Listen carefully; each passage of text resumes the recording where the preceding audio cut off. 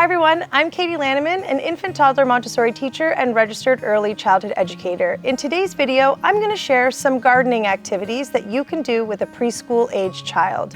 Gardening activities are fantastic to do with young children because it engages all of their senses. Young children learn through their senses. They want to feel, they want to hear, they want to smell, they want to really engage with the learning. So gardening does that, and it covers all developmental domains. So gardening activities are great, especially if your child is interested in them. So some activities that you can do with a child 3 years and over are, you can give them sort of a plot of the garden to be responsible for. So you can have an area of the garden that's just for them, or you can just give them a pot like this with some soil in it for them to be responsible for. This is going to help them to learn sort of what plants need in order to thrive. They need water, they need sunlight, not too much.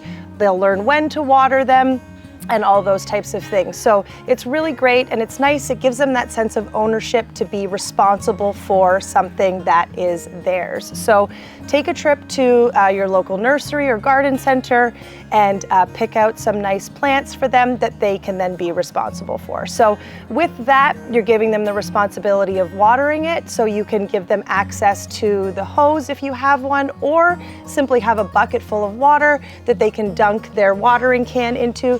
You want to use a child-sized watering can, one that they're going to be able to maneuver so that they can then water their plants. Another really fun activity that you can do with a preschool age child is weeding the garden. You can show them the difference between the flowers and the weeds, give them a child-sized tool, and invite them to help you to weed the garden. Something that you could also do if your child needs more of a visual cue is you can even take pictures of the weeds and laminate them, and then your child has that as a reference point so that they know what exactly they are weeding versus what needs to stay in the garden. At this age, you can also teach your child to compost. You can take your scraps of food, of the fruits and vegetables from your meals, and have an area of your garden where they can compost. It's a really neat activity for them because the worms come and they end up being really big, so another wonderful learning opportunity for them. And then lastly, I would recommend, if you are planting a garden like this, a really big lush garden, is to choose plants that are going to attract different types of insects. So